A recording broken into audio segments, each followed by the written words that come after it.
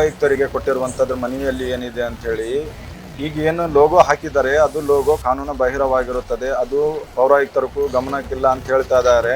ಹಂಗಾಗಿ ನಾವು ಏನಿದೆ ಇದು ಕಾನೂನು ಬಾಹಿರ ಆಗಿದ್ದಲ್ಲಿ ಅದನ್ನು ಶೀಘ್ರವನ್ನು ತೆರವುಗೊಳಿಸಬೇಕು, ನಗರದಲ್ಲಿ ಶಾಂತಿಯುತ ವಾತಾವರಣ ನಿರ್ಮಾಣ ಮಾಡಬೇಕಂತೇಳಿ ನಾವು ಪೌರಾಯುಕ್ತರಲ್ಲಿ ಮನವಿ ಮಾಡ್ಕೊಳ್ತಾ ಇದ್ದೀವಿ. ಅಲ್ಲಿ ಮಂತ್ರಾಲಯ ಆಗಿರಬಹುದು, ಅಲ್ಲೇ ಆಗಿರ್ಬೋದು, ಅಲ್ಲಿದ್ದು ವಾತಾವರಣ ಹೇಗಿದೆ ಎಂಬುದೇಳಿ ನೀವು 2016 ಅವೆಲ್ಲ ಬಹುಶಃ ನೀವು ಗಮನಿಸಿರಬಹುದು. ಇಲ್ಲಿ ಸಣ್ಣ ಸಣ್ಣ ವಿಚಾರಕ್ಕೆ ಏನಾಗ್ತಾ ಇದೆ, ಕೋಮುಗಲಭೆ ಸೃಷ್ಟಿ ಆಗ್ತಾ ಇದೆ. ಈ ಥರ ಆಗಬಾರ್ದು. ಈ ಥರ ಆಗಬಾರ್ದಂತಂದರೆ ಇಲ್ಲಿ ಸರಿಯಾದ ಒಂದು ಸಮಾನವಾಗಿ ನೋಡುವಂಥದ್ದು ಕಾರ್ಯವನ್ನು ಆಗಿರಬೇಕು. ಬೀದಿ ದೀಪ ಹಾಕೋದ್ರಲ್ಲಿ ನಮ್ಮಂಥ ಅಭ್ಯಂತರ ಏನಿಲ್ಲ. ಅಭಿವೃದ್ಧಿ ಕಾರ್ಯವನ್ನು ಇನ್ನಷ್ಟು ಮಾಡಲಿ. ಶಾಸಕರಿಗೆ ನಾವು ಇದೇನಿದೆಲ್ಲ ಸಪೋರ್ಟ್ ಮಾಡ್ತೀವಿ. ಬೇಕಾದರೆ ಈ ಥರ ಒಂದೇ ಕೋಮಿಗೆ ಕನ್ಸಿಡರ್ ಮಾಡಿ ಆಗಬಾರ್ದು ಅಂತೇಳಿ ನಮ್ಮ ಒಂದು ಮನವಿ. ಒಂದು ವೇಳೆ ಮಾಡಲಿಲ್ಲ ಅಂತಂದರೆ ನಾವು ಪೌರಾಯುಕ್ತರಿಗೆ ಕೊಟ್ಟಿದ್ದೀವಿ.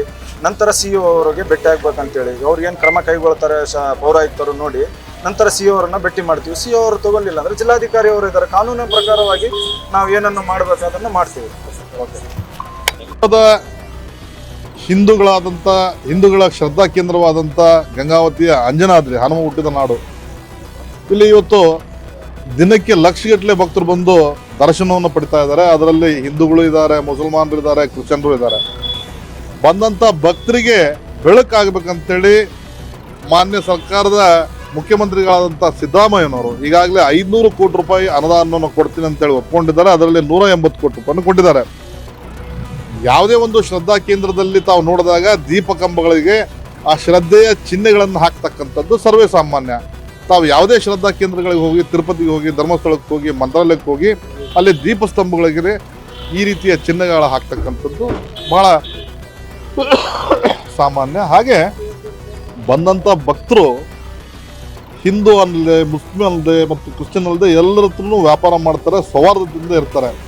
ಯಾವ ಸಂಘಟನೆ ಈ ರೀತಿಯ ದುರುದ್ದೇಶವನ್ನು ಇಟ್ಕೊಂಡು ಯಾವುದೋ ಒಂದು ದೇವರ ಚಿಹ್ನೆ ಒಂದು ಕೋಮಿಗೆ ಏನು ಧಕ್ಕೆಯನ್ನು ಉಂಟು ಮಾಡ್ತದೆ ಅಂತನ್ನೋ ದಡ್ಡತನದ ದೂರನ್ನು ಕೊಟ್ಟಿದ್ದಾರೆ. ಸರ್ಕಾರ ಇವ್ರ ವಿರುದ್ಧ ಕ್ರಮ ತಗೊಳ್ಬೇಕು. ಈ ರೀತಿಯ ಯಾವುದೇ ರೀತಿಯ ಆಪಾದನೆಗಳಿಗೆ ಯಾರು ಕಿವಿ ಕೊಡಬಾರ್ದು. ಮಾನ್ಯ ಶಾಸಕರು ಮತ್ತು ಸಚಿವರು ಇವ್ರ ಬಗ್ಗೆ ಗಮನ ಹರಿಸಿ ಮತ್ತು ಆ ದೂರನ್ನು ಪರಿಗಣಿಸದೇ ಇರಬೇಕಂತೇಳಿ ನಾನು ಮನವಿ ಮಾಡ್ಕೊಳ್ತೀನಿ.